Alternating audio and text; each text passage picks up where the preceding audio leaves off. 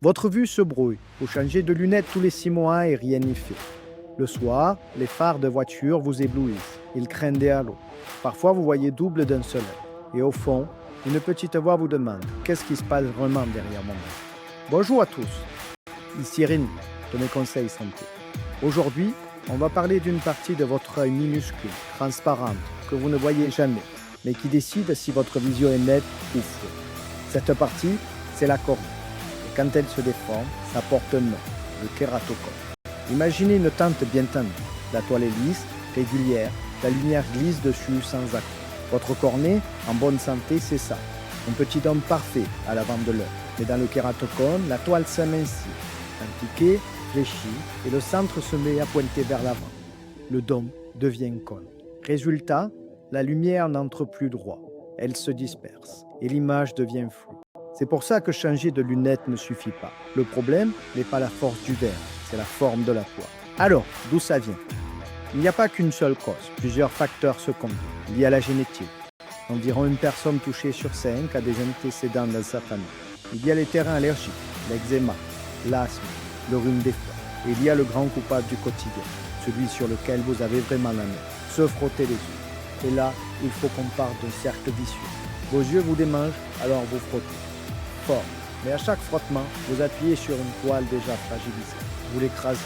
Pire, frotter libère de l'histamine. Et l'histamine, ça fait quoi? Ça démange encore. Donc vous frottez davantage. Et la toile s'amincit un peu plus à chaque fois. Démangeaison, frottement, inflammation. Et ça recommence. La bonne nouvelle, ce cercle, vous pouvez le briser. Premier geste, ne vous frottez plus les yeux. Jamais. Même quand ça gratte très fort. Deuxième geste, calmez l'allergie à la soupe. Les collyres antihistaminiques sans conservateur apaisent les démangeaisons. Troisième geste, rincer à froid. Des larmes artificielles réfrigérées évacuent les allergènes et coupent l'envie de frotter. Ce simple geste, arrêter de frotter, peut ralentir la maladie. C'est gratuit, c'est efficace. Et si la déformation est déjà là, pas de panique, on ne répare pas la toile, mais on peut faire entrer la lumière correctement. Au début, des simples lunettes suffisent. Ensuite, des lentilles souples. Quand la cornée se déforme trop, on passe aux lentilles rigides. Elles posent une surface lisse par-dessus votre cornée irrégulière et la vue redevient nette. Pour les cas les plus marqués, il y a les lentilles sclérales. Imaginez un pont. Elle passe au-dessus de la cornée sans jamais la toucher. Et pour freiner la maladie elle-même, il existe un traitement clé, le cross-linking. Le principe est simple à comprendre. On renforce les cordages de la tente, on rend la toile plus rigide, plus résistante. Le but n'est pas de vous rendre votre vue d'avant. Le but, c'est de stabiliser, de stopper la courbe. Et quand le cône est trop avancé, on peut remplacer la toile.